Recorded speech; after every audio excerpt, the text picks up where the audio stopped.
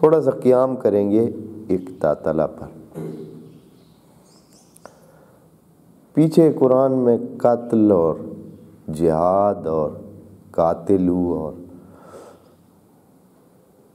فی سبیل اللہ، یہ باتیں پیچھے آیات میں کئی گزری ہیں، اور ہم نے معنی کرنے کی، آپ دوستوں تک پہنچانے کی بڑی کوشش کی ہے کہ آپ سمجھیں کہ قاتلہ کے جو باب ہے اس کا حتمی معنی کسی کو جان سے مارنا نہیں ہے۔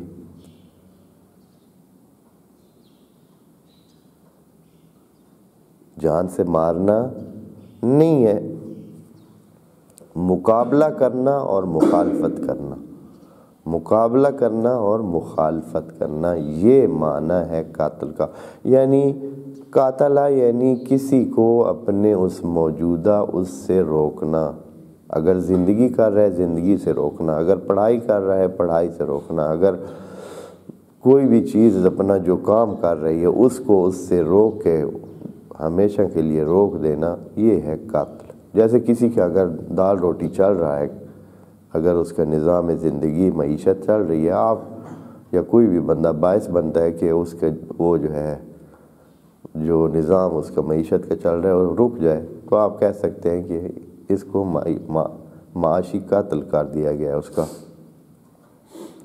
کسی کو جاب سے ہٹا دینا یا ان کے وسائل کو جو ہے ختم کر دینا۔ وسائل ختم کرنا مطلب ہے کہ اس کو معاشی طور پر قتل کر دیا گیا، یا حتیٰ یہ ہے کہ کسی کے کردار، جو نیک کردار کسی کا سب کے سامنے ہے، اس کردار کو ختم کر دینا، لوگوں میں اس کے بارے میں بدگمانی پیدا کر دینا، یعنی اس کے کردار کو قتل کرنا ہوتا ہے۔ یہ قتل کرنا حقیقت میں یہ جان سے مارنا صرف نہیں ہے، یہ آیت بھی آپ کے لیے واضح دلیل بنے گی کہ قتل کا معنی وہ نہیں ہے، جان سے مارنا نہیں ہے۔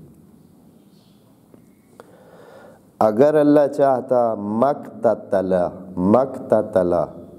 قاتل کو نہ انتخاب کرتے، قاتل کو انتخاب نہ کرتے یعنی کیا؟ یعنی لڑائی جھگڑے اختلافات نہ کرتے۔ یہاں مقتتل قاتلہ کا باب ہے اور باب افتعال میں گیا ہوا ہے، تو کیا معنی بن گیا ہے؟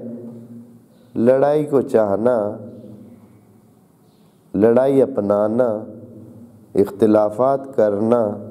تو یہ جو انہوں نے اختلافات کیے ہیں، اگر اللہ چاہتا تو یہ نہ کرتے، بس اب کیے ہیں، ہو گئے ہیں۔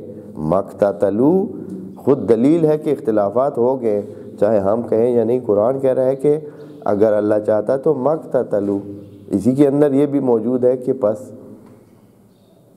انہوں نے کیا ہے، اگر چاہتا تو نہ اختلافات کرتے۔ یہ جملہ کیا بتا رہا ہے؟ کہ یہ چیز ہو چکی ہے۔